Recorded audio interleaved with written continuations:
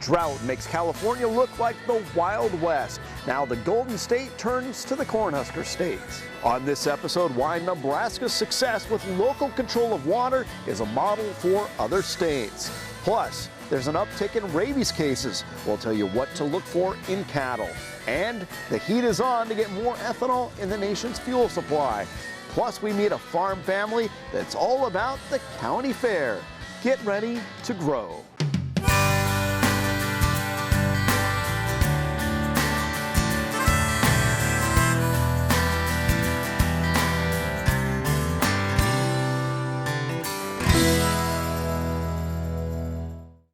Drought has exposed California as the Wild West of water. They're just one of several states looking to Nebraska to learn how to manage that precious resource. That's our top story. Agriculture is the economic driver of the state. Nebraska prospers because of water. Without groundwater irrigation, we would be in a very dire strait as a state. We're all about corn and cattle. 43 years ago, Nebraska set up a system of locally elected boards, natural resources districts, giving them power to manage water. That really is the beauty of the NRD system is again, it boils back to that local control and what's needed locally. It's a lesson other states may be too late in learning. It is unfortunate with California, it's a little bit like the Wild West right now. As other states battle drought, they turn to Nebraska with questions. We're the only state that manages groundwater so effectively. Vote says Nebraska benefits because there's not a one-size-fits-all approach. Some NRDs limit irrigation, others have moratoriums on new wells. They cost share with farmers who implement more efficient practices. Nebraska is the #1 irrigated state in the nation right now, and it's very important to our economy. And you know, if we're going to protect that into the future, we have to address them issues as they arise. The decisions the NRD makes aren't always popular. Jim Benfeld says it's about looking to future generations, making sure his son and grandson can irrigate the way he has. That he will be able to sustain the legacy of our farm. Meanwhile, no more water will be released from the Central Nebraska Public Power and Irrigation District system. That's because of upstream water conditions. They say South Platte flows met downstream demands, reducing the need for releases from Lake McConaughey. The elevation there has declined only ½ a foot this month.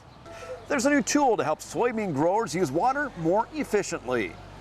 It's called Soy Water and was developed by researchers at the University of Nebraska. It takes information about soil, rainfall, and soybean variety and comes up with recommendations for the timing and amount of water applications.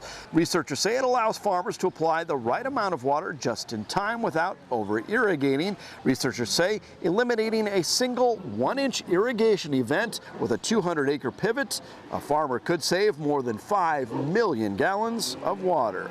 Scattered rains and warmer weather helped crops in the state. Whether you're looking at topsoil or subsoil, most areas have adequate supplies of water.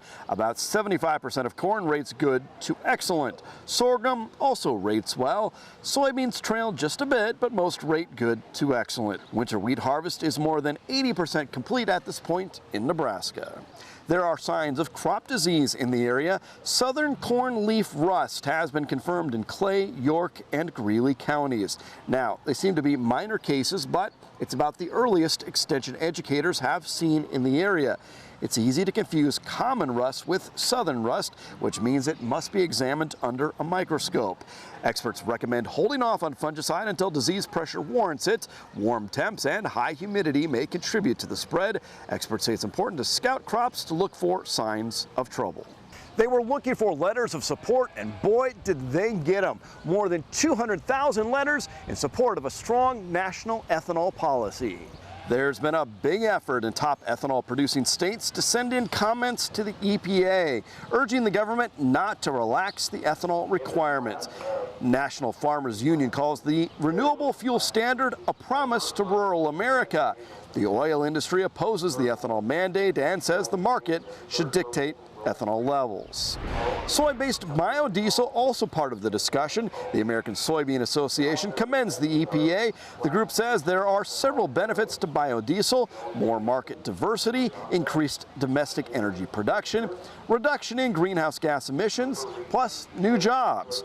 Soybean growers say the EPA is taking a step in the right direction, but has not fully taken advantage of the potential.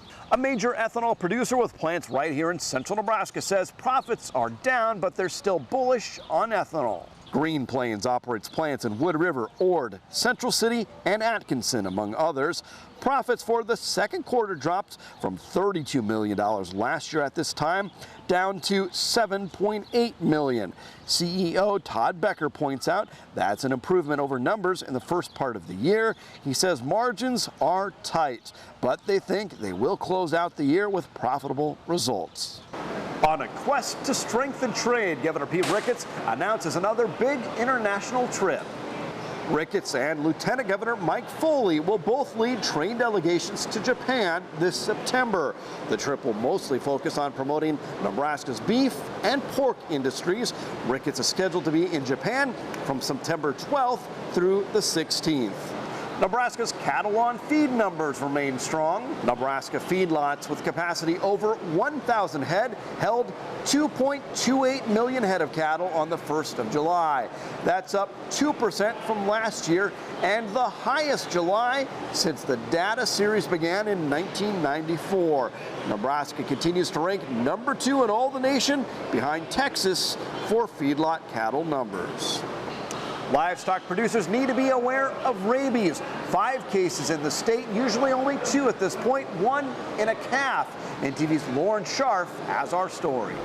The Southwest Public Health Department covers 9 counties that has seen 4 skunks and 1 calf with rabies, and the health department believes more animals possibly could have the illness, but just haven't been tested.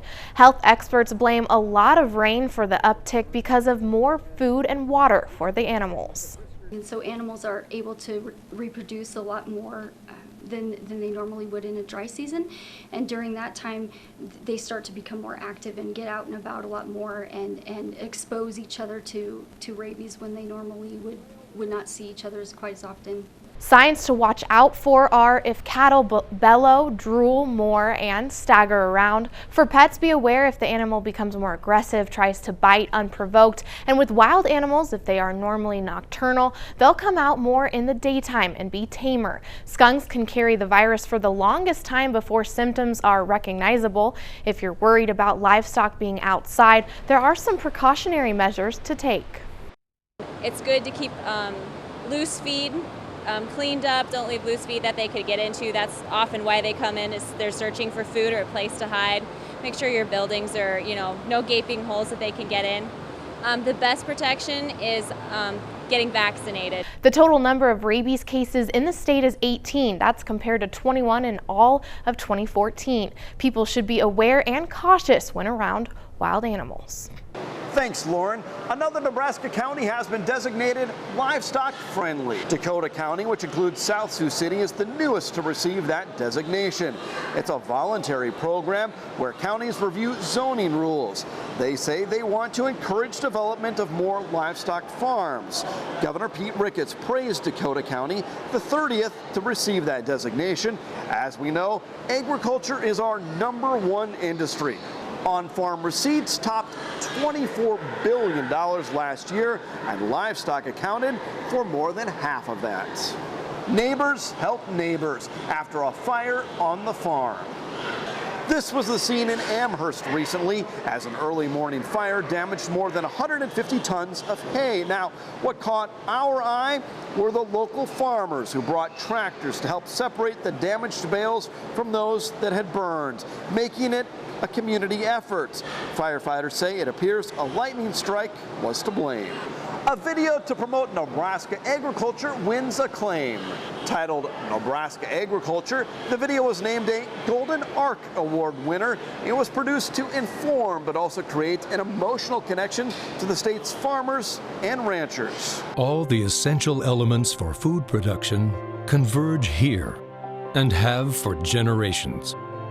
High quality water, readily available. rich, fertile soils, a diverse landscape, wide open spaces, and innovative, talented, dedicated farmers and ranchers. Families, grandparents, parents, and children, with farming and ranching in their blood. This is where abundant food production is a given. This is where agriculture happens. This is Nebraska. The video was commissioned by the Nebraska Department of Agriculture and made its debut at the Raising Nebraska exhibit at the 2014 Nebraska State Fair. It continues to play in the Grain Bin Theater, so you can catch it there or find it on YouTube. We're not ready to put farmers in a museum just yet, but one Nebraska farm family is on display at the Smithsonian.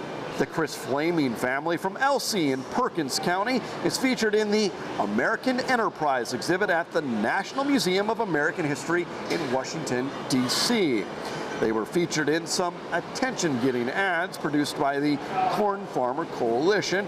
Now the Flaming family's photo will be on display for the next 20 years at the Smithsonian. There's been a lot of activity in the markets. Our analyst stops by next. A national leader in red meat, dairy, and poultry, Nebraska is where America's cattle industry finishes its herd, where 1 out of every 3 steaks and hamburgers in America is produced.